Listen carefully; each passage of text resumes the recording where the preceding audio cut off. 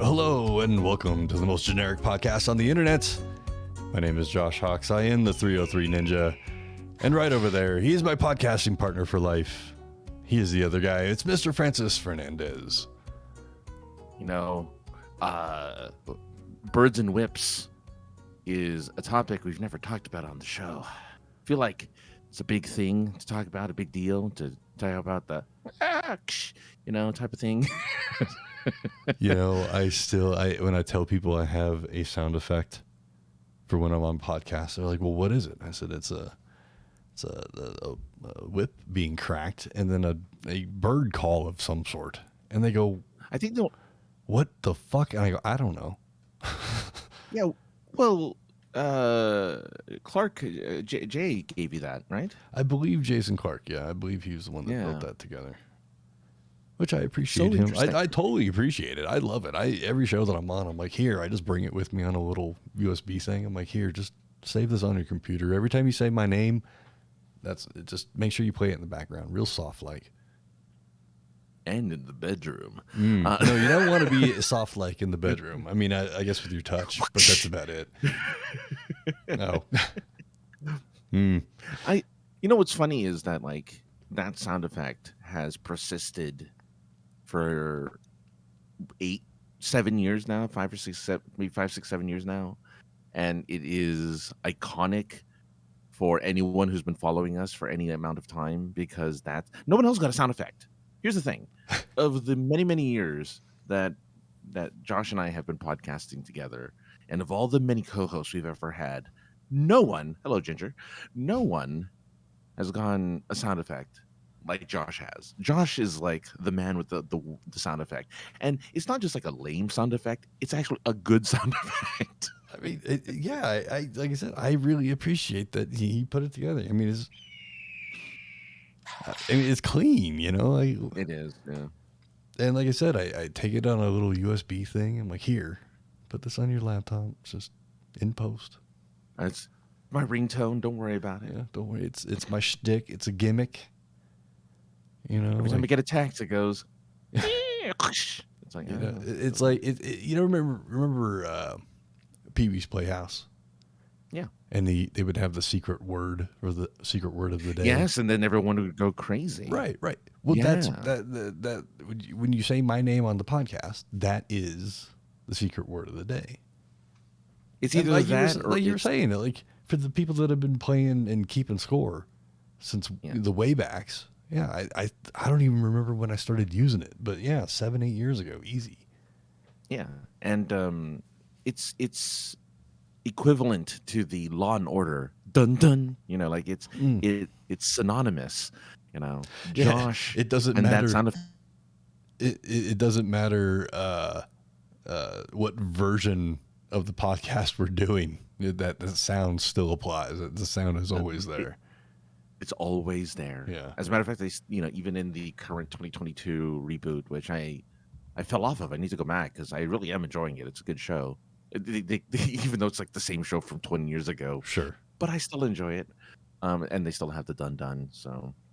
Well, I mean, you got to have the dun-dun. Mm-hmm. If you don't have the dun-dun, then it's just, Yeah, just like you have to have the hawk and the whip. You got to have both. Exactly. The whip is the only thing that doesn't make sense to me. But everything else, obviously, the hawks. I think part of it, I was the boss or something, or the perceived boss, or I don't know. Well, I don't know. You were when it was when we were a network. I mean, you were the man. I mean, you're right. Of all the participants, I was the one that ended up with a sound effect, which is pretty cool. Mm-hmm. Very Not cool. even the girls. The girls didn't get a sound effect. No, they got all the attention. That's true. Yeah. You know, that's very true. Forgetting their website on their cards, but whatever. Do you think that's a little thing? I know. Sorry if we're talking a little bit of shop, but I'm just the question just popped into my head. It's a podcast. I know. But do you think that's a little thing, giving out cards for podcasts? No. Yeah. No, I think the new hotness is one of those NFC things. Oh yeah. The one where you just like tap it with your phone and the phone goes to the website. Yeah. Yeah. That's the new hotness. That's That's what we need to get on top of. And you save money because you don't have to print a million cards. Right. And honestly, I've looked at them before just for shits and gigs. They're not very expensive. Yeah. For like Shiggles. a business card, credit card sized card, it was not very expensive at all. Even just to get a card made, it wasn't bad at all. There's a buyer's guide for these NFC business cards. I just looked it up and like, hey, here's like the best top 10 places to get your, 36 bucks for the cheapest, 150 for the most expensive. But I mean, that's probably the kind where it like transforms into, it's made of metal. That's why, because it's made of metal. It's not plastic. Okay. I mean, metal would be, fancy and nice, but it doesn't need to be. You just need something that has the code that just, here, let me tap your phone really fast. It's like, it's like I got you. Boink. Yeah. There you go. Yeah, exactly. Let me tap your phone with boink. Yes. How many other innuendo? I just boink. Yeah, exactly. There used to be back in the day when the iPhone was new, when it was just the regular iPhone, it was just called iPhone. There were no numbers to it. There was an app called Boink. Then that's how you shared information. Like if you wanted like contact information, you tapped phones. Do you remember there was a phone that was like the main selling point? It was an Android phone, I think, too. I believe it was. Yeah, it was like it may have even been a Droid, one of the iterations of the Droid phone. Oh my God. But yeah, it was like, just tap your contact information to your friends. You got a picture you want to share? Just tap your phone. I remember that being a big deal. Yeah. Yeah. Now we're like, tap here. I'll just send it. I'll just air drop it to you. Just fucking or whatever zombie. It's called. I don't know whatever it's called. Yeah. Just anyway, what's going on, man? How's it been? Things are good. Yeah, things are good. Things are good. Yeah. I didn't want to talk about my shitty car troubles last week, but I had shitty car troubles last week, and I no longer have shitty car troubles. Good. Yeah. Now they're just car troubles. Now they're just regular car. Yeah, just regular car troubles. That and guilt of run-of-the-mill car troubles. Having to like come up with find a way to pay for it. Let's put some bullets talking about here. There was an app called Hawker that I had on my Motorola Droid. You threw the info at someone's phone. Oh man, my favorite phone was the Motorola. I think it was the Droid. I think that was my favorite phone ever.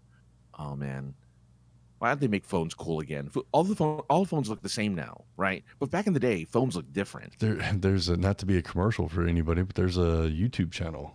I think when it's called When Phones Were Fun. Yeah, now phones are just boring because it's just a screen with a back. Like they used to be like weird shapes and weird designs. Oh, do you remember the Nokia Taco phone? The Sidekick. Sidekick, yeah. The Sidekick, yeah. But it looked like a taco. Yeah, and the screen would flip up, and you have a QWERTY that was the keyboard, Sidekick. That was a Sidekick. Yeah. Sidekick, yeah. Yeah, the Droid, I think, it opened up it had a screen on the front, and then you opened it up, it had a screen on the inside, and it had like a full QWERTY keyboard, and you could type with a full QWERTY keyboard. It's like, this is so cool, I could text like a normal person. Right. Who needs T9? Because T9 sucks. I don't got time to tap 4 times for an S. Wait a minute, hold on. I got to type zebra. Hold on. Tap, tap, tap, tap, tap. Okay, Z. Hey, man. the shit I remember when T9 started getting a little bit of predictive text in there, and you're like, I don't have to type the whole thing. This is great. Oh, man. Yeah, no, those were the good old days. I miss those. I miss the Nokia banana phone. I miss the variety. I miss that the Razor was a thing and it was like special, in the grand scheme of phones. Oh, sure. I miss all that stuff. Yeah. But I'm looking for something that I lost. Oh no, it's fine. I'll find it. I'm going to. I don't have any to transfer to this. I go to a concert this weekend for the first time in 10 years, I think. Oh, wow! All right, Should be a good time. to see Avril Lavigne. Is to see Well, nobody the knew that Baja I was. Boys. Nobody knew that I was her skater boy. Oh, but we knew. We knew. No, I'm going to see some EDM guy and Oh, that's good. gals and peoples. I have no idea actually who any of these people are, but I thought I'd go. I thought I'd go, but the tickets were what I considered affordable to go to, and I hadn't been to a concert in a long time. The pretty girl that I go spend a lot of time with was talking about the show, and I was like, "Hey, why don't we go together?" So Then she went wob wob wob, Yep. and yeah, it's gonna be a good. I'll probably be the oldest person there. It'll be awesome. doubtful. I didn't know. Doubtful. No, because here's the thing about Red Rocks, which is where this place is at. There's you probably have them in LA. They probably go by a different name, but there's a thing here called the Wook. Okay. And the I don't know Wook, that. the I don't know what Wook, that is. the Wook would be like it's like a hippie. Instead of paying for something, I'll trade you these fucking seashells. Sort of thing. The dirty, vagranty variety of hippie. Oh, did you look it up? Yeah, it's in the Okay. Urban Dictionary. That's really funny. So the Wook will go to any show, regardless of genre, at the Red Rocks. I was going somewhere with Wooks. Where was I going with all this? Sup, bruh? Can I borrow everything? Yeah, That's the meme. Yeah. yeah. That's basically it. But yeah, there'll be plenty of Wooks there. Why was I talking about Wooks? Damn it! I don't know. You talking about because you said I told you weren't going to be the oldest one there. Oh yeah. So you said, some of the Wooks. Wooks that are there are fucking ancient. Oh, there you go. They've been going to Red Rocks, since it was just a mountainside, and they were just hanging out there. They're like, oh man, I just love the fact that they're called Wooks. That's amazing. I think they're called Wooks everywhere because that's the general term. Well, this is what Swiss and like, Bullets is saying, is that Wooks be worldwide. Yeah, I think so. I think that's very true. Yeah, no, look, I've never been to a concert like that, so enjoy. Oh, they're fun shows. They're great, and I'm glad that it's been about 80 degrees at night every night this week, because that just means that the rave attire will be limited to not a lot of imagination to have imagination with. So in other words, it's Coachella and Lollapalooza. And Yeah, it's just basically everybody's walking around half naked, and it's like Carnival. Coachella's worse because it's like it's 100 degrees at Coachella. But, Oh, sure, yeah. but it's like very much carnivalistic. Speaking of which, I went to a carnival this weekend. You like to go to carnivals, Francis? You like to county fairs, yeah. Yeah, you do the deep fried air and those kinds of things. I think one of the most unique things I've ever eaten was deep fried butter. Unique? Deep fried Coke and a deep fried watermelon. I can get on board with the watermelon. Deep fried Coke, I'm confused about. It's it's literally just the syrup in like breading. Yeah, that's weird. And then what was the other one? Deep fried butter. That's and the deep fried watermelon. Yeah, watermelon I'm on board with. Deep fried butter, that's just. It was a lot. It was a stick of butter. See, that's I can. No, a pad like a pad of butter, sure. The whole stick. It was like no, maybe not a whole steak, maybe a quarter of a steak. But you could, when you open it up, it's like semi-gelatinous because it hasn't fully melted, even though it's been deep fried for like 20 seconds. Sure. And it just sits there in a pool of its own blood. It's all butter blood. Pretty good. Not gonna lie, it's pretty good. Pretty good. Yeah, you skim off the solids on top at first, and then it's really good. Let it congeal a little bit, and then pop it in. Mm. You're good to go. Well, we didn't do any of the deep fried anythings like that, but this place, it's very much like a Comic-Con, Francis. They had like vendors of different wares and, insurance companies and people desperately running for sheriff, holding their own signs, real strong campaign. Sure. But it was very much like a Comic-Con, but I actually got to stop and look at things instead of us being like, we're trying to find something important to do. Look at all this fun shit we're passing by. So yeah, the thing about carnivals is that you're surrounded by activities. Yeah.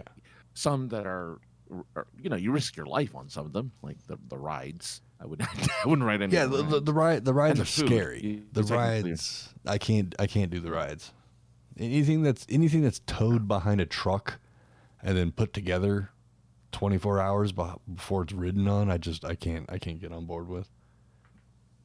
I'm in shock that people are like, yeah, you know what? I want to be upside down for 30 seconds on a machine that barely, runs half the time. Mm-hmm. Why not? Yeah, it's not, and it's towed. It's not even towed in a protective shell. It's just towed behind a truck. Mm-hmm. Mm-hmm. Yeah, no thanks. See it on the freeway, like, oh yeah, one of those. Yeah. Mm-hmm. But no, it was really hot. It was licking 100 degrees on Saturday. And we didn't get there, me and the cute girl, we didn't get there till like 4:30 or 5 or something like that. And a little bit of rain, which was rad. Walk around, just get a little sprinkle. No rides, like I was just saying, no rides because I don't trust anything that was towed behind a truck and then put together 24 hours before it's ridden on. That's just, no. So what was there to do then? Like, what were you doing? We were walking around looking at stuff. There was a lot of like farmers market type of action on one side of the whole park. And she's really into the farmers market thing. So we were looking at farmers market. Yeah, we were looking at those kinds of stuffs, and also very thirsty and hungry. So also trying to find food. It's everywhere. There was food. There was shove the food down your throat. There was food trucks everywhere. We're like, well, this will be fun. Well, let's start ourselves off with an icy, because that's a good appetizer. And I go, so there's an icy truck, and I go, excuse me, icy lady, we would like a couple ices. And she goes, did you get any tickets? No. Don't you like money? She goes, I love money, but I can't take it. We can only accept tickets. I was disappointed, to say the least. Oh, and I know why they. I another reason why I know why they did tickets. Okay. Well, we were talking beforehand with some ideas, but what do you think? They can't skim tickets. You can skim bucks, you can skim dollar bills, but you can't skim tickets. That's true. This is how they keep them honest, I guess. Yeah. But then you can't tip them either, right? Like you can't tip anyone. So like, but yeah. It was weird. It was weird.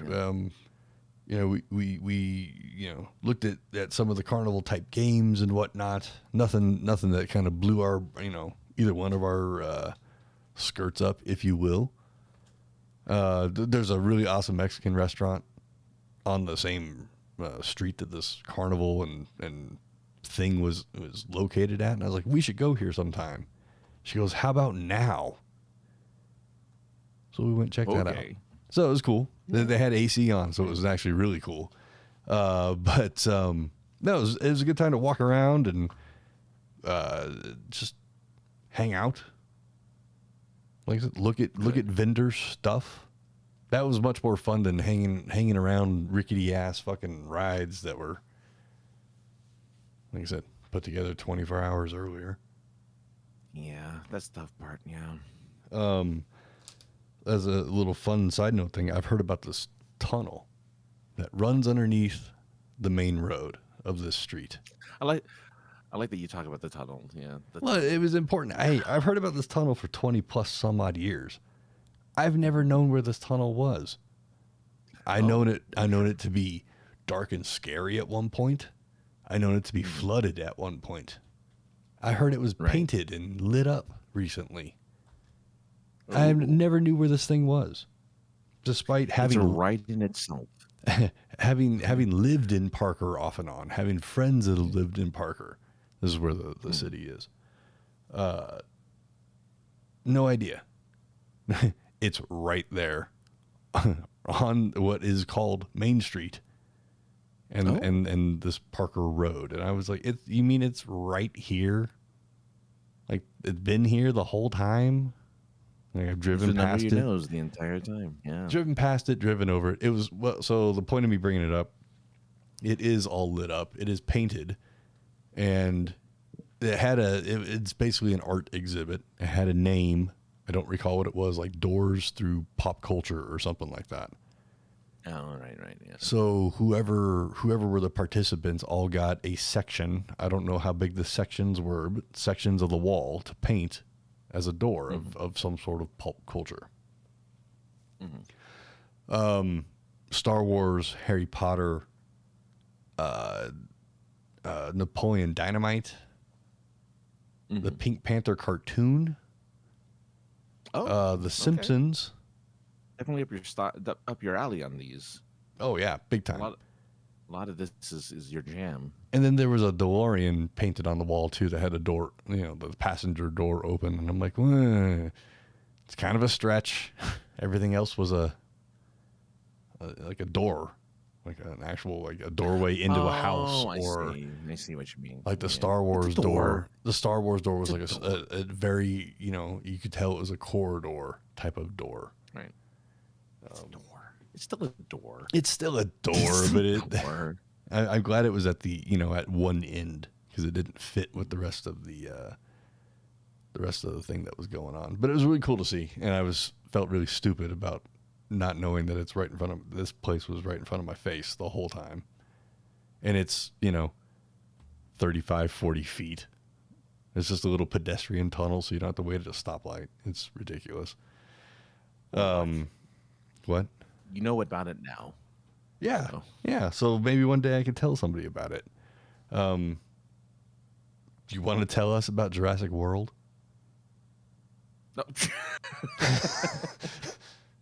Yeah, Ginger was disappointed with my review of Jurassic World Dominion. Or I want to keep calling it Domination, but it's not Domination, it's Dominion. If you like Jurassic World, you'll like this movie. I don't like Jurassic World. I like Jurassic Park. And it didn't have enough of the Jurassic Park part to make it a good movie. Gotcha. But it had it had the OG crew, right? It had the original three, Grant, Sattler, and Malcolm. And then it's Chris Pratt as Superman, who can't get hurt and is like super amazing at everything. Right. Right. And then it's Bryce Dallas Howard does one, so she was cool. The little girl that they have is like their daughter, like their fake daughter, was cool. But and I have nothing against Chris Pratt. I just think they made him invulnerable, which I just didn't like. I just didn't like the fact that he was like this superhero invulnerable guy in a movie. It's like you're not Star-Lord. You're just a regular dude amongst dinosaurs. Be a regular dude amongst dinosaurs. Great dinosaur action. Sure. It's not. I mean, I don't know if it's I don't know. I mean, I'll say it anyway. Some of the dinosaurs had feathers, so they're accurate. Some of the dinosaurs are accurate. So that's fun. That's cool. Listeners, Mate and Yomelia have shown up. So what's up, guys? Thanks for tuning in. Yo and a howdy. Yo. We got a yo and a howdy. Yo, howdy. Yo, howdy. Howdy, yo.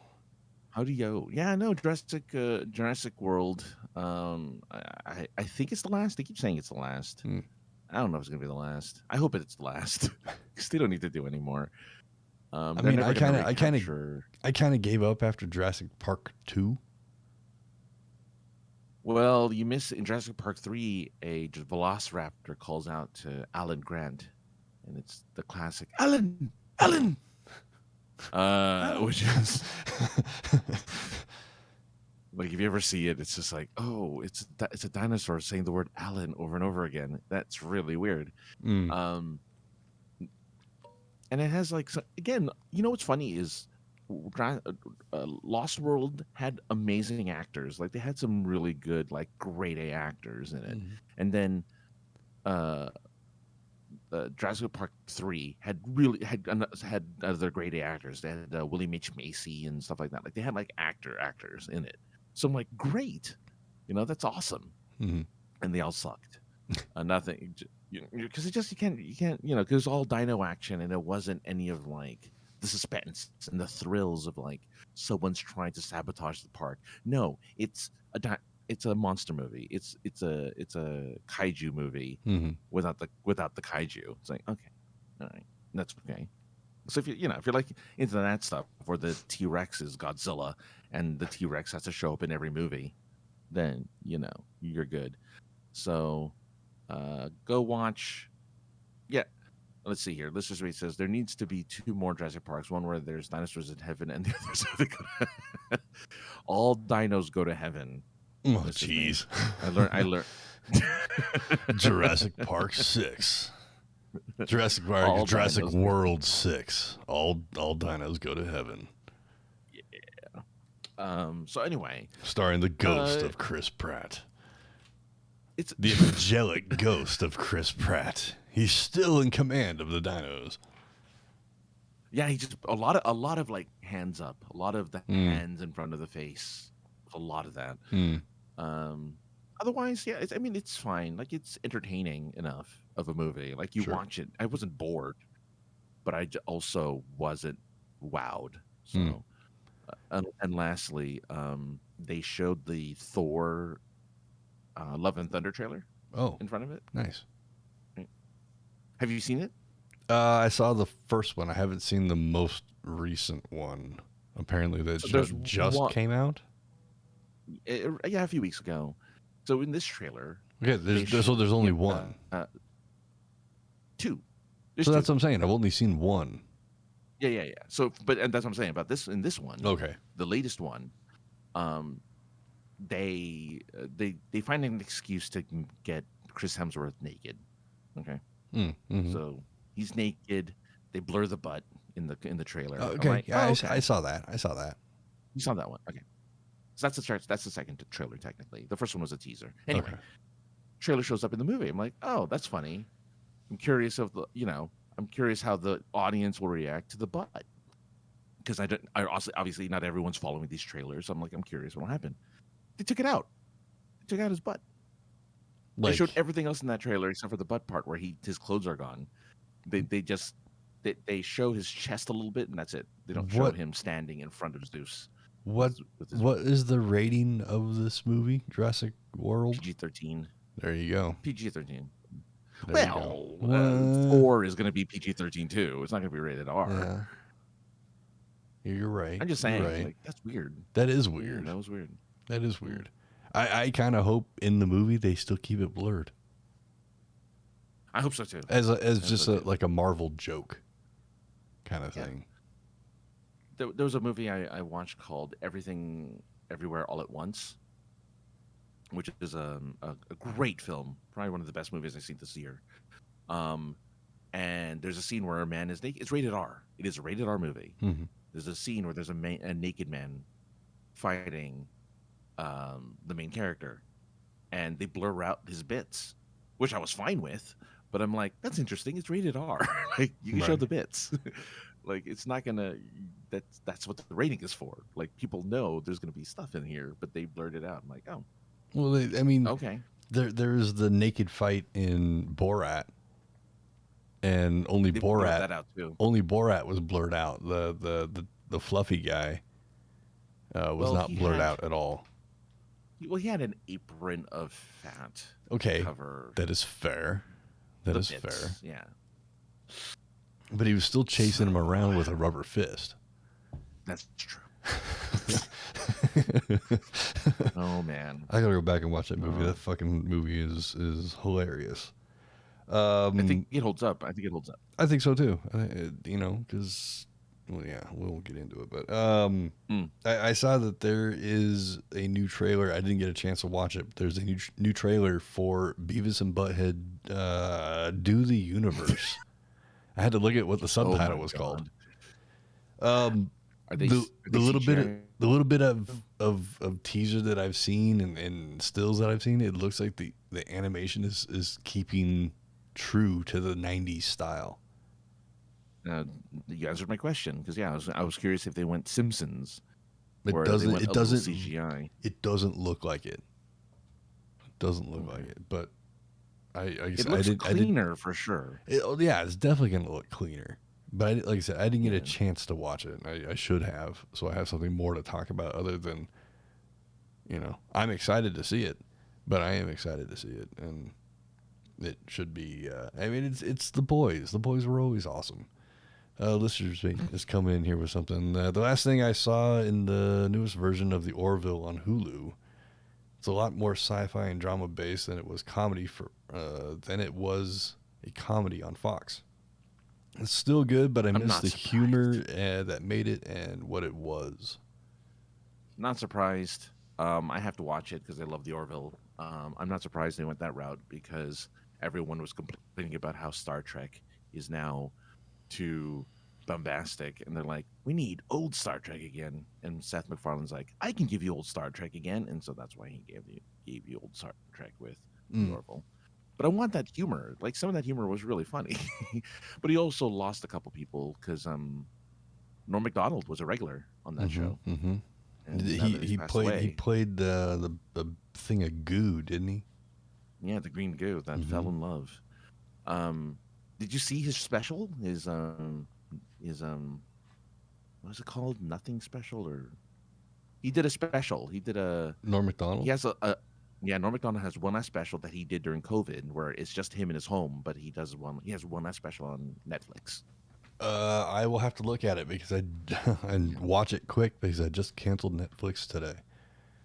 Oh, yeah, watch it today. I guess. I'll have to give it a watch because I only got like 3 weeks or something like that left. Oh, yeah, it's actually called Nothing Special. Is the name of his special. Which people are loving. It has 100% on Rotten Tomatoes, 97% on Google. So people are loving his last, where he apparently the summary is where he ponders casinos, cannibalism, living wills, and why you need to be ready for whatever life throws your way. Listener's Mate says the first episode of the episode that Hulu did of the Orville was dedicated to Norm Macdonald. Not surprised. Yeah. That's good. I'm glad. Oh yeah, he's a big part of that show. Yeah, one of those comedians. I think that as time goes on, people are gonna rediscover or discover him and realize how much of a genius he actually was. Yeah. I have no problems going out and saying that whatsoever. I think he was I think he was a comedic genius. He was fucking the driest dude on every one of those comedy roasts things, the celebrity roasts. Those every one of those just killed me. There was one where he was just reading the newspaper the entire time, not even paying attention to anything. So when I was doing podcasting many, many years ago, and I had a co-host who loved Norm Macdonald. Dave the drummer. Dave the drummer absolutely loved. It was like worshipped at the altar of Norm Macdonald. Thought he was the best, and I constantly yelled at him at how much Norm Macdonald sucked. Now, see, you fucking feel like shit now. Well, no, I don't, because everyone's different. Oh yeah. Everybody's got their opinions, even if they're wrong. Wrong opinions. I understand that I was wrong. Look, I understand that I was wrong. I watched, and he's a hit or miss for me. Like Sure. some stuff I think No, is really funny. that's fair. Some of it I just don't get, but I understand that he's beloved. And as a person, I didn't think he was awful. I just thought like his comedy was a little weird and like all over the place. But again, Dave the drummer, everything, no matter what Norm did, he was like, "This is the funniest thing. You gotta go watch Norm Macdonald." I'm like, all right, fine, I'll go watch this thing. Well, And I chuckle. Listener's Mate, I think, is in the same boat with Dave the drummer. Coming in with Norm Macdonald was on the same level as George Carlin. Yeah. Oh yeah. Yeah, Dave the drummer would say that. Yeah, I being such a big diehard George Carlin fan, I put him on such a high altar. It's George Carlin that it's hard for anybody, for me to compare him, or put him next to anybody or say anybody's equal to him. But I can respect that for sure. I wouldn't disagree with it. And every comedian is a little bit different. And Yeah, it was just a different something a little bit different. Yeah, just a different angle. Kind of talking about some of the same stuff, but just a different angle of looking at it. Like, what was the one guy who died from? Well, a lot of comedians die from cocaine. He was the one guy that like his jokes were just like they were all kind of punny a little bit, but one-liners and shit. I know who you're talking sort about. of, yeah. And he had like really long hair, and he had glasses, and sunglasses all the time, and a guy who played fucking stand-up bass behind him. Something like that, yeah. It's on the tip of my tongue. He'd be fidgety all the time, and like, yeah, that guy. I discovered him when I was working for Disney, and we had a shared iTunes playlist, and someone put his comedy on there, and that's all I listened to for like a month because I thought he was the funniest guy. I'm like, oh my god, that's hilarious. No, it says Charlie Chapman. Charlie Chapman was a drunk. I looked up drunk. Well, everyone had it. I looked up drunk comedians. I looked up drunk comedians and trying to narrow it down, but I can't find it. W.C. Fields. He died. No. Well, no. It's I'm gonna. No, I know. I'm just saying. W.C. Fields was a drunk comedian, apparently. Here it is. Mitch Hedberg. Mitch Hedberg. That's it. Yes. Mitch Hedberg is the guy I'm thinking of. Yes. And he was great. He was the funniest. Yeah. He was great. Definitely a guy that the comedy world lost at an early time for sure. Oh, there's a lot. Like this list of comedians are like, oh my god, yeah, because it has it's a list of comedians who died, 24 comedians who died too soon, and it's like John Belushi, Chris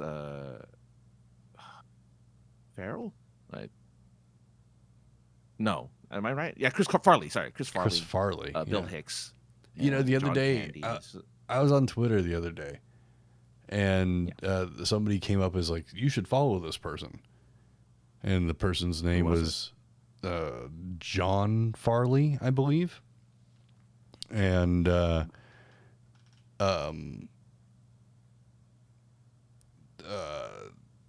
that's a stupid thing to fucking block. Listeners mate, what happened? Listeners mate, his message is coming through, but for some reason it blocked Hicks because of the word hick. Yeah. As some sort of derogatory thing. That was weird. Yeah. No, never. I've never heard Dave. I know of Dave Hicks, just never heard his comedy. Yeah, I've never heard of Dave Hicks. I can't say I have. But that's the thing, like a lot of these comedians. I mean, it's pretty insane that so many of them deal with those kind of things. Deal with all sorts of issues. But again, that's kind of the joke, quote unquote joke, is that all comedians like have some type of really debilitating issue with them. That's why they're funny, because that's the way they cope. Right. That's the way they like cope with life. Gabriel Iglesias in one of his early specials. He talked about, he was telling the story like, why do you go up on stage and just make fun of yourself? And he goes, I don't. I just tell you the things that I hear. Mm-hmm. I'm just repeating, I hear things and I turn around and I tell them to you. That's what comedians do. It's my job. Yeah, most comedy is observational, except for again Mitch Hedberg, who wasn't really observational. But No, but it was unique. No. It was definitely very unique. It was definitely unique. I was very fortunate. Go ahead. No, go on. No, go ahead. I was fortunate enough to see George Carlin before he died. Do something out here in Denver. I can't remember which album basically he was repeating, but I knew every joke that was coming. Oh, the thing about Chris Farley. I was gonna say, somebody just jumped in. Listeners mate jumped in with Chris Farley. His brother is like the CEO of Ford. It's like John Farley or Kevin Farley or something like that. It's Chris Farley has a brother named Kevin, and he's a comedian. He talks about his brother a lot in his routines. Well, he has another brother that is the CEO or some sort of head of Ford of America or America, whatever. That's crazy. It's popped up a couple. I don't want to switch screens, otherwise I would tell you who it is. I'm sure it's James Farley Jr. Nope, that's not who it was. Oh, well, he's the CEO of Ford. No. There was some... Yeah, Jim Farley. Jim Farley, that's it. Well, it's James Farley, but he goes by Jim. Oh, well, fuck. Yeah, Jim Farley, yeah. Okay, well, either way, it popped up, and I'm like, why the fuck would I follow this guy? And I'm looking at him, I'm like, he looks like Chris Farley, kind of. Yeah. Let me do some wiki investigation really fast. So, apparently, Chris Farley was his cousin. Oh, okay. Cousin. Yeah, so they weren't brothers, but they were cousins. Yeah. Well, they look similar. Definitely in the family. Yeah, they definitely. Yeah. I mean, totally. They look similar to me. Yeah. So. Yeah, interesting. I guess it was to me anyway. It is. Something interesting. Hey, Francis, did you see that Xbox and Bethesda put on like their little thing and talk about here are all the video games coming out in the next year? I'm a PlayStation fanboy. I don't do that to Xbox. I'm joking. No, I'm excited. I'm excited for what Xbox has to offer. I was interested in a couple of the things that they've mentioned, like Fable, right? The new Fable that's going to be coming out. I'm excited for it because I'm a big Fable fan. They talked about a bunch of games that I think like another Halo game. I think they mentioned. I think there was I don't care about. Something. Yeah, at this point, I don't care about Halo, but I couldn't give two craps about Halo. Yeah, who cares? Oh, Amelia loves Fable. Yep. Yeah, no, Fable is awesome. The thing that caught my eye, and it sucked that Todd Howard was out there talking about it, but everybody's got a feeling about Todd Howard. Apparently, I don't care. Well, I know. Yeah. But some new game they're talking about called Starfield, and the thing that was really appealing to me is that there's going to be apparently thousands of different locations that you can go to and do Fallout stuff on other worlds, which should be a good time. I mean, say what you will, Bethesda still puts out a good game. There might be other houses that can take what Bethesda did and maybe do it better, but Bethesda does a good game. Well, look, I have played a game called No Man's Sky. Probably a game that I really, really enjoyed, but it's a game with no focus. Like the whole purpose is to survive. It's a survival game. Right. Okay. You discover new planets, you gather resources, you build up your technology, you build habitats, you build weapons, spaceships, things like that. You can build your own space station, stuff like that. So you have a lot to do, right? And you can travel the stars. You can travel from different planets and different universes and different galaxies even. And supposedly there are thousands. Now I don't know, but this game has a lot to prove itself. If it's gonna even reach similar heights to No Man's Sky, which I think is an amazing game. So, but I guess this one has a story. Right. Maybe Starfield has a story. Maybe it's the same game with a story in focus. Yeah, it has. I guess so. And the protagonist doesn't talk. You can make choices, which is good. Because you can't do that in No Man's Sky. There's no conversations. You actually visit a lot of worlds with no one in there. Like, you don't do a lot of talking. You just do a lot of building and a lot of fighting and a lot of exploring. But yeah, I'm down. 1,000. Give it to me. 1,000. That's maybe get lost. Love it. Sure. It's very weird not seeing all this type of stuff happen at E3 like it typically would. I don't even know if this was an E3 oh my god, an E3 thing, or if it's something that Microsoft and Bethesda were like, because Capcom did one as well, so it had to be there was some sort of game convention or something collectively where all the companies were like, let's do a showcase. Well, since E3 wasn't happening this year, they needed something. So. Well, okay, so maybe this is the weekend that E3 would have happened on. Maybe. Yeah, I don't know. E3 was canceled. Yeah. Right.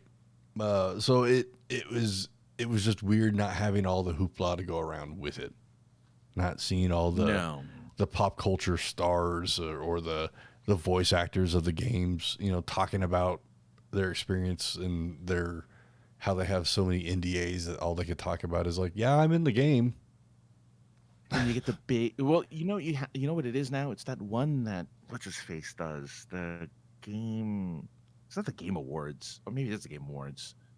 That's when they do the big announcements with the stage and the lights and Keanu Reeves coming out and saying, "You're beautiful" or whatever. I love you. Yeah, and he's just like so happy and pointing at people. That is, I think now that they don't have an E3 anymore, now that even I think game developers conference, I don't know if that even is going to be a thing. Who knows? Right. But that's without an E3, and I'm not surprised because nobody cares about E3 anymore. I mean, we do, I guess, but we do because we never got to go. That's true. I think regular people don't care about E3 anymore. Like the general public don't care. Because you get stuff all the time now. You get PlayStation State of Play, you get Nintendo Directs, and now Microsoft's like, here's the thing we do now. Here's what's happening. So if you're a gamer, and Nintendo does it like what, 3-4 times a year? Yeah. Nintendo Directs are like 3 to 4 times a year. They're hyped. People get excited. People mark their calendars. I think we know somebody that like got up at the crack of dawn one time to watch one with snacks and everything. Yeah. Oh yeah. It's huge. And the State of Play is getting bigger now for PlayStation. That's getting more hype and more love. And then Capcom did a thing. So it's hard to be a gamer now. Is because it's hard to follow everything because everything is it's all over the place now. It is. So it's a little tougher. It when I ran the game stores, it was awesome. Every year getting tickets to E3, and then just not having any money because I made $8 an hour, and just no way of ever going to any event but having tickets every single year. Like you work at a game store. Here's some tickets. They just sent them to us. Yeah. We didn't even have to like apply for them. They just sent them. Yeah. You work for the industry, you get tickets. And it just sucked. The thing is, E3 wasn't a consumer show. It was an industry show. Industry, yeah. Then it became a fan show, and the industry got pushed out. Stopped. Well, no, it became a fan show, and the industry got pushed out, kind of. Yeah. The pros, if you will. And then it just became a fan thing with booth babes and, free giveaways and shit like that. And then they were like, no. This is an industry show. All you peasants No more booth babes. No more free shit. No more fans. And then the games companies were like, hey, but you guys are all fucking boring. Well, and We want and the a fans lot of back. these, and the companies are like, we want center stage, like we want the big, we want the big space, Mm-hmm. and they're like, no, we're not going to give it to you. We're going to give it to these guys over here because they gave us more money. It's like, well, then screw you guys.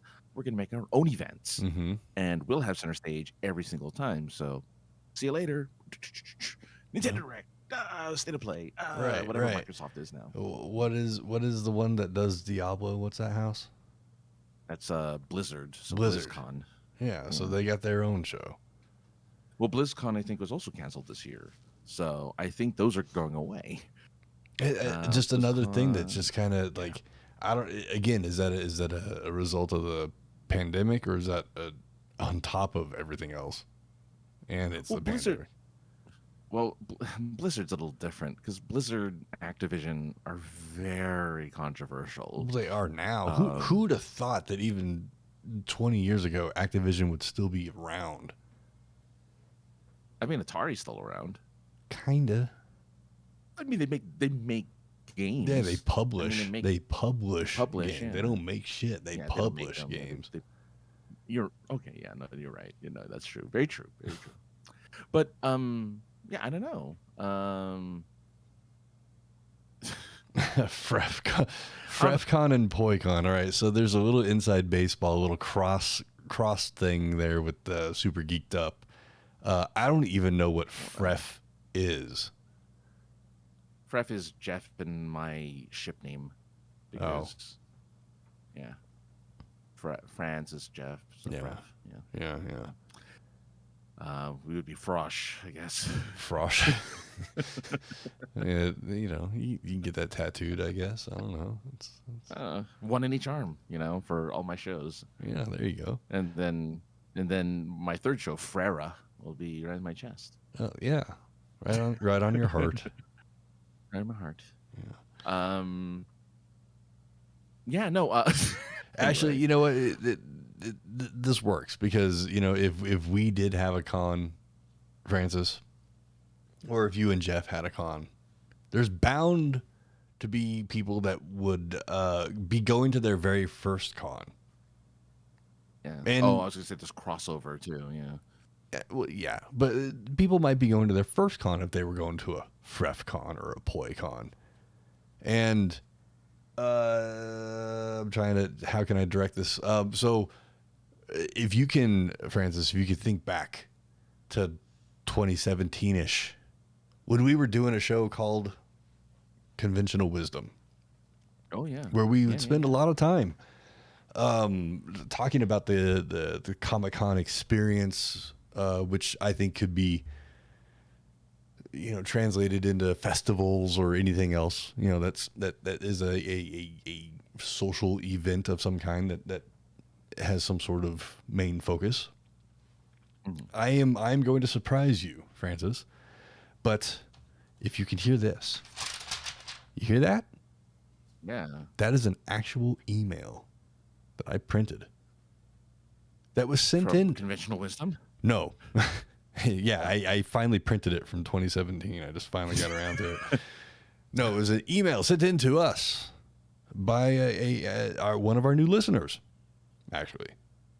Yomelia, or as I like to call him, Moneybags, sent in an email at the POI Podcast at gmail.com asking us, what does he say here?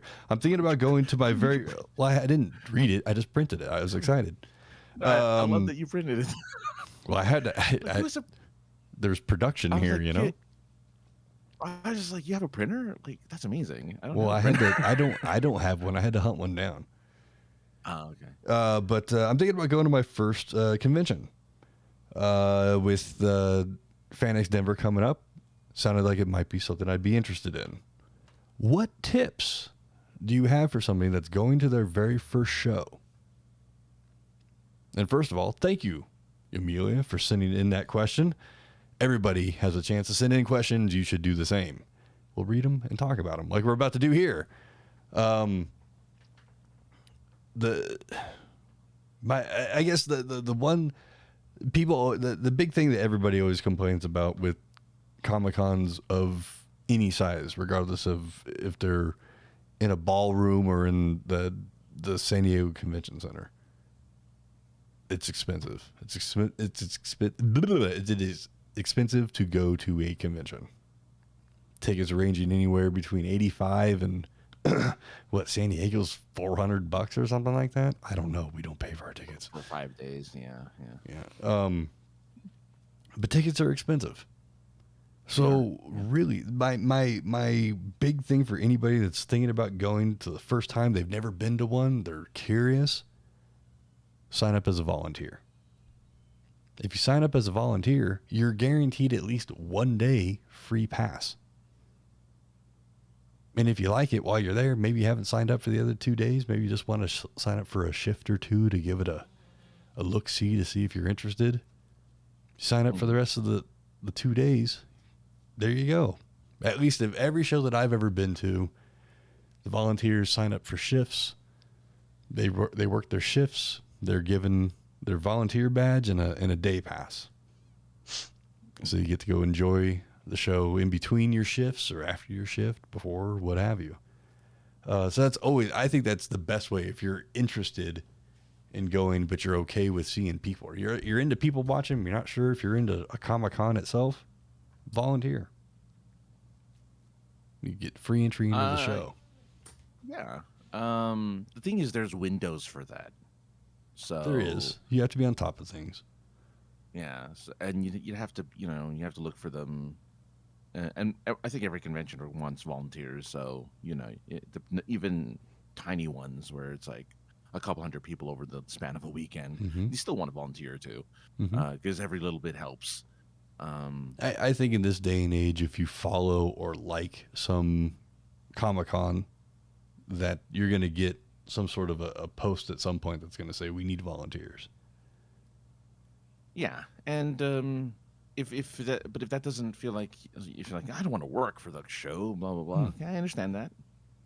Maybe you just want to attend. Sundays are the best days to go because it's the cheapest and most likely the ones to have the most tickets, because Sunday is the last day. Also, you get the best deals on a Sunday because people are trying to get rid of inventory on a Sunday.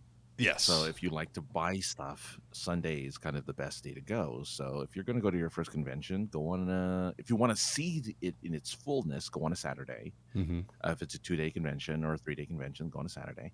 If it's a single day, obviously, just whatever. But if you aren't a fan of crowds and you just kind of want to go there to kind of see a few things, go to a few panels, go on a Sunday, and make sure you have plenty to drink. Make sure that you're wearing comfortable shoes. Make sure that you're wearing don't socks. Don't do what Francis did recently. Yeah, don't wear shoes that are too small for you. Yes, wear shoes that are a half a size too small. His feet, his toes were hanging over the shoe like an ogre and shit. Well, and the other thing that I don't think I quite mentioned, just because I thought there wasn't going to be an issue, was I had recently had a ingrown toenail taken care of, so I thought it was fixed. Apparently, it wasn't. So, I mean, it's not like I need to see the doctor again, but it was in the healing process, and I didn't realize you're not supposed to put it into a tiny shoe when you're trying to heal a foot that's been recently, like, chopped. I mean, my toe wasn't bleeding, right? I think it was fine. Anyway, not to get too gross, but I'm just saying, I was terrible because I couldn't walk for very long. I was like, oh, man, I cannot walk. Yeah, I mean, right, and shoes are a big deal. I mean, I still haven't figured out the shoe-sock combination exactly right because I still end up with blisters.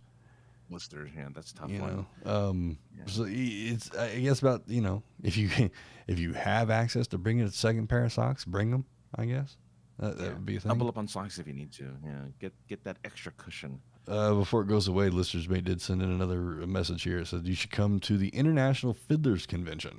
Yeah. The first full week of August. To do that for a while. The first full week of August. $6 Monday to Friday, $10 Saturday, half off if you're a volunteer and setting up, breaking down in the big yellow tent and or parking. Oh, it's so funny that it's not if you volunteer, you don't get it for free. If you volunteer, you get half off. Yeah. mean, it's only a $6 ticket, so like whatever, right? But I do find that entertaining. Yeah, I mean, if like mention the Charlie Daniels band is going to be there, that'd be sweet. He's the only fiddler. Did you know?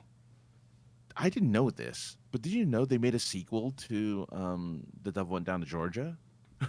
No, I did not Like know that. There's a sequel song made by by Charlie Daniels where the devil comes back to challenge the dude again and loses again. I used to have song. I used to have a really shitty Charlie Daniels pun joke, and now I don't remember it. Damn it. Think about it for a second. I'll have to think about it. It's the same beat, like it's the same like progression, the chord everything, but the lyrics are different. Interesting. Because it's about the devil coming back, and it's really strange. But I heard it the other day. I'm like, oh, why is there a sequel to that? That's really weird. Man, nobody ever talks about that. Other tips. Yeah, I agree with you, Francis. Sunday's great because the bargaining doors are wide open. Most people don't want to pack all their shit back up and take it to the next city or back home. So something that, we tried it. We tried it with those, what was it, the Voltron or the GoBot thing or something we saw at one of those places. The guy was like, yeah, it's $2,000. And I was like, well, you take three of those zeros off and I'll buy it right now. Or two of those zeros off and I'll buy it right now. And he's just like, no. I'm like, you don't want to pack this shit back up. He's like, it's packed up. It's in its flight case. I was like, fuck, you got me on that one. But I've gotten pretty close with that bargaining thing. I almost bought a whole case of unopened original Garbage Pail Kids. The cards. Stuff like that, yeah. And don't chew the gum that comes. No. The guy wanted like $150 for it, and I was like, no, man, I'll give you 50. It's Sunday. He's like, no, because I'll just get it 150 at the next place I go to. I'm like, oh, fuck. So it doesn't always work. Doesn't always work, but sometimes you can get like a BOGO out of people. Yeah. I mean, Josh is kind of haggling like extreme haggling, where he takes 75% off of the price as opposed to like 50, like normal people. Normal people 50%. Him 75 freaking percent. Hey, look, man. Look, I've always been told, man, like you always, aim high. I guess that's kind of aiming low in that case or something, but like, aim high. Well, ideally they'll meet you with a middle, but if you go too low, they're not going to meet you. You're right. They're not even going to talk to you. Yeah, that is true. I love it though. I'm like, yeah. If the celebrity you're looking to get any autographs or pictures from is there all 3 days, early Friday, and sometimes Sunday. Those are the best times to catch those people, because Saturday, those lines they're just pushing people in and out of those lines. Recently, there's a wrestler that did an autograph signing where all he would sign was his name. The rules went out beforehand. Like, you bought tickets to this, cool. He's not going to sign anything else but his name. If you want anything else signed, it's going to be an extra $200 or $300 or something like that. I mean, that's ridiculous. I get it, I guess. But you go when it's not busy. And Francis, you and I have done this, and granted, we are wearing press badges, but like we've set up things on an early Sunday morning and had the conversation Sunday afternoon about with whoever. Voice actor or actress, and they're a lot more. Everybody's a lot more willing to talk. Everybody's tired on Sundays, but I think at the same time their guards are put down a little bit, so people are more willing to have a little bit longer of a conversation with you because they don't have that pressure of there's 3,000 people waiting to get something signed by me. Yeah, and make friends with the. I mean, this is going to sound terrible, but make friends with like the C-list celebrities. Because, I mean, I don't like calling them C-list celebrities because they're celebrities to somebody, right? Like they're A-list to somebody, right? But make friends with like the people who you've never really kind of heard of. Like, oh, I've heard of Battlestar, but I don't know who this guy is. We'll talk to him anyway. get to know these people, because guess what? They know the people who are above them in like popularity, right? Like they know those people. So, it's just it's just fun to be in that little, it's not no guarantee or anything. This isn't a way to get into their circles, but it's just fun to be like, oh, you heard stories, or it gets you into like the headspace of conventions when you get to Mm-hmm. really, and they want to talk to you. That's the thing, is like these guys, they did good work in these shows, but they don't work so much anymore. They're doing this because of, whatever reason. But you talk to them, because you get into that headspace, you get into that world, and you just like, soon you're like guests on their podcast just because you talk to them, or because, or they want to be a guest on yours if you have a show or something. Like they just want to be a part. They just like making friends, and Mm-hmm. and they're just easier access, unfortunately, than the people who are considered top tier. But they're not chopped liver. They're great people, and Mm-hmm. they're fine. They're fine folk. It's just that, unfortunately, whatever. But Yeah. do it anyway. Talk to them. It's When great. when you go to the show, you have like the celebrity row, where all the Yeah. voice actors, all the movie actors and TV actors, where they all are congregated.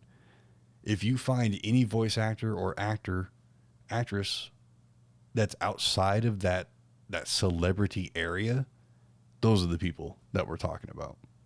Yeah. Yeah. Yeah. Yeah. You know, Yeah. They're just you'd be walking by and there's the voice actor for Winnie the Pooh. yeah. You know, I think that's Jim Cummings. Yeah. Jim Uh, Cummings had his own table, but I mean, he's mildly like he's not like top tier anymore, right, but he used to right. be. Yeah. But just like, yeah, I don't know. I It's feel awful saying that. I'm sorry, guys. I feel awful calling them that, but you're it is fine. what it You're is. fine. Yeah. But it,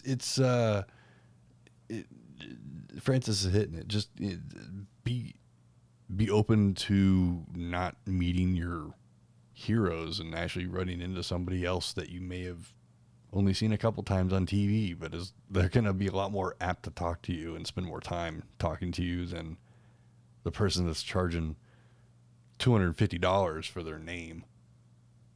Right. And also, quite likely, they were a part of your childhood at some point. They were a Power Ranger, or they Mm-hmm. were a voice for one of the Ninja Turtles or something.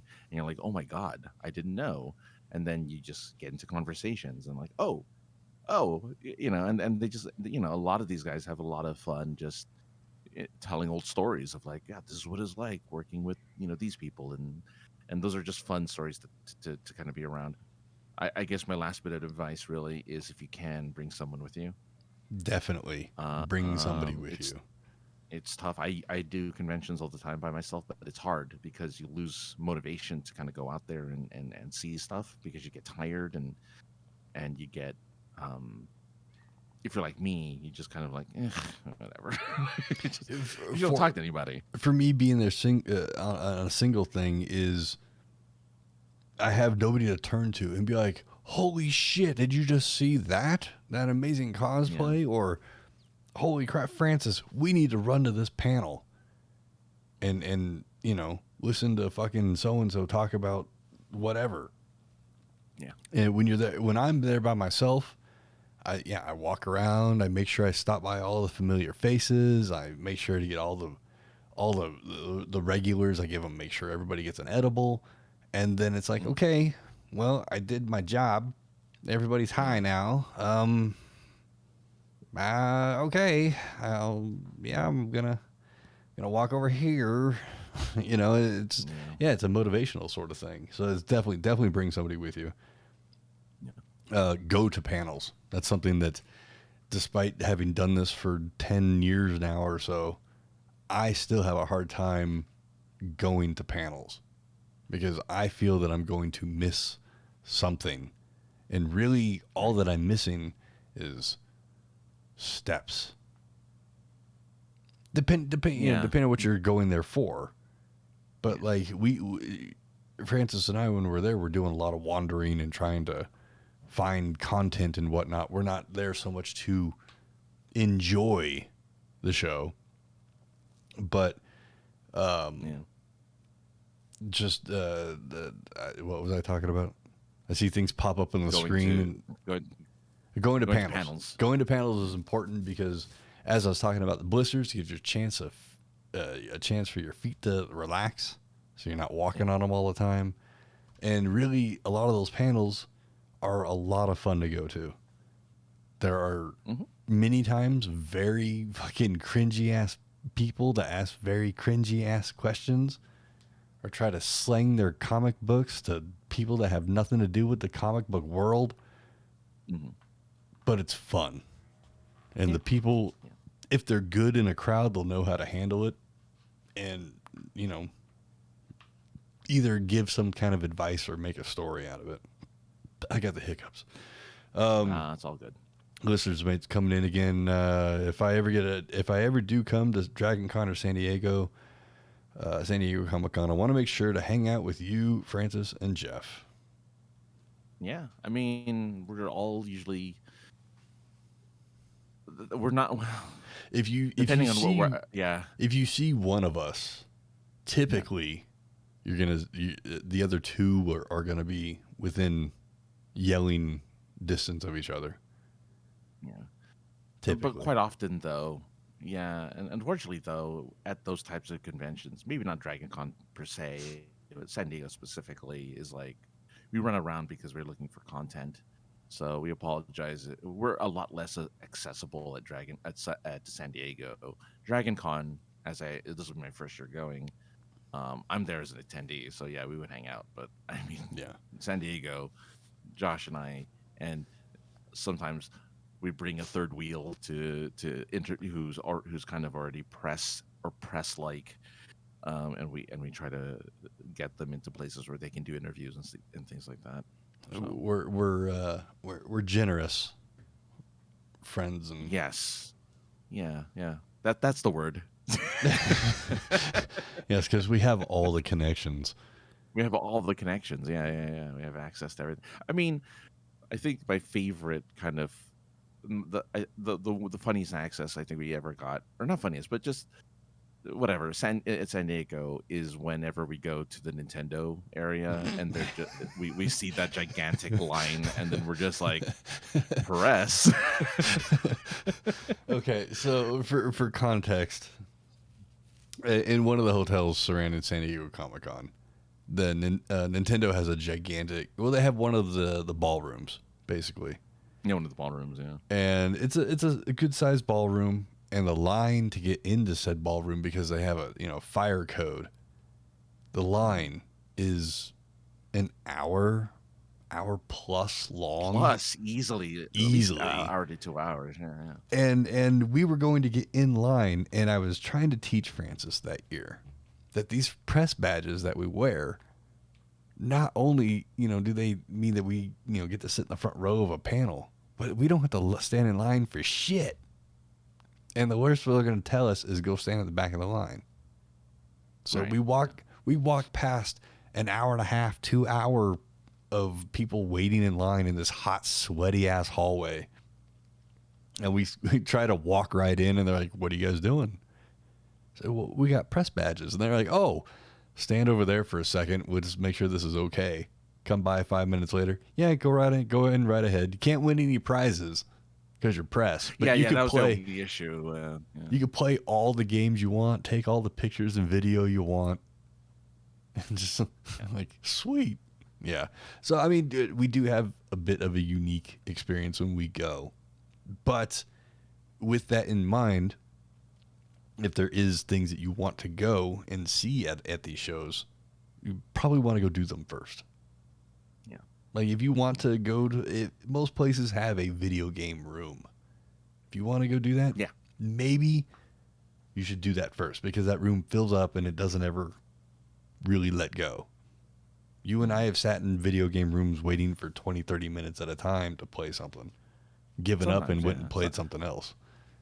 Yeah. Oh, yeah. Oh, yeah, that's definitely happened. Yeah.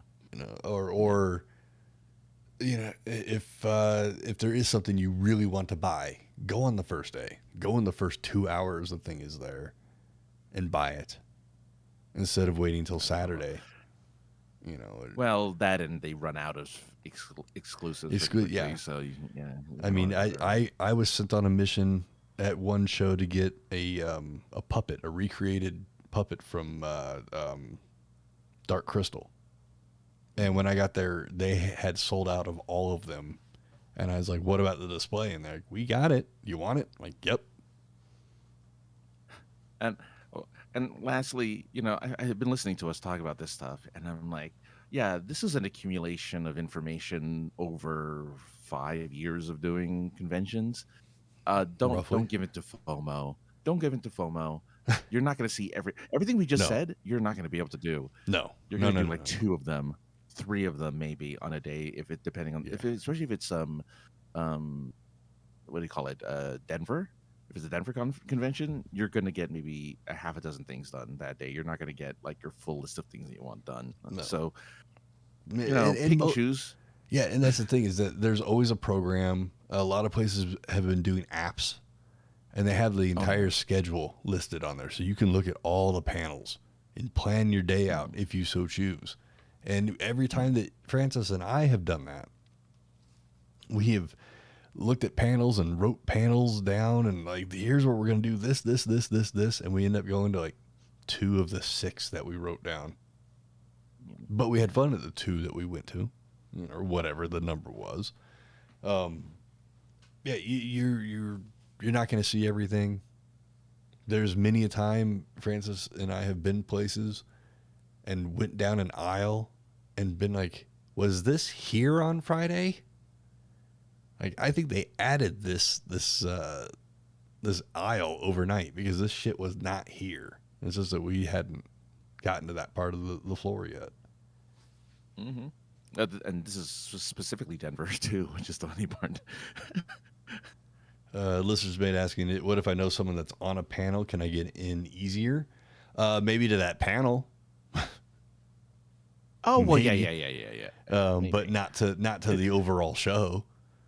Sometimes, well, yeah. Well, I think he just means the panel, though. I don't know if he necessarily means the whole show. But if you know someone who's on a panel, well, and that's the thing. Depends on how well you know them. Like, if it's to get into the show, sometimes people who are on panels, they get tickets that they can give to other people. So if you know someone who's in a panel, they might have extra tickets they can just give to you to go in for free.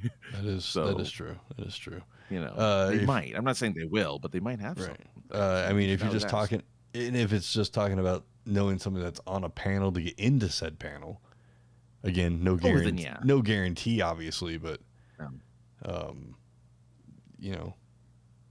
have you sit up on the stage. Sometimes, sometimes that happens, just because people are silly like that.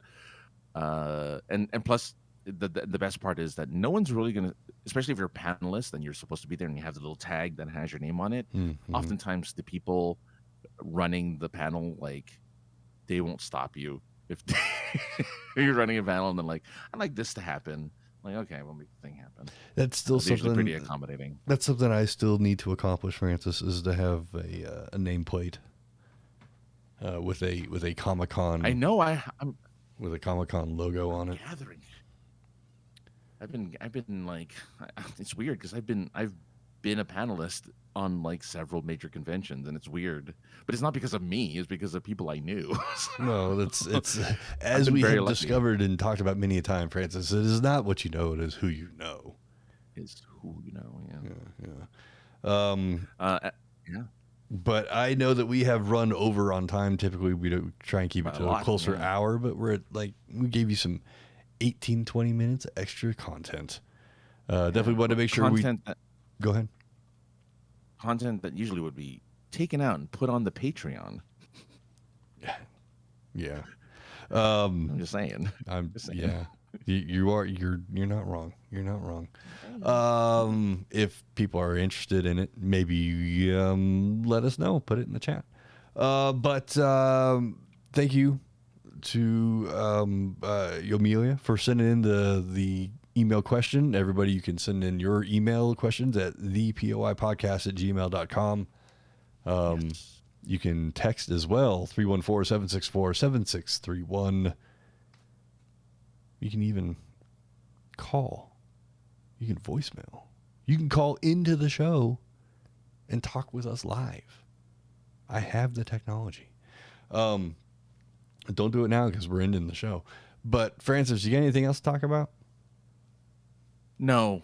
Solid nothing. no. Well, solid no. Well, mostly because we talked a lot about conventions. It did feel like conventional wisdom again, which is a lot of fun. It did. But yeah, go check out the new podcast. Is This Love by Whitesnake? But no, it's a podcast. At isthislove.podbean.com. Just go there, or sinceresarcasm.net has it like on the front, and listen to myself and Sarah Nate talk about love and relationships and our perspective on it, and it's fun. It's fun. We find ourselves, we find ourselves talking less and less about just like talking about regular stuff.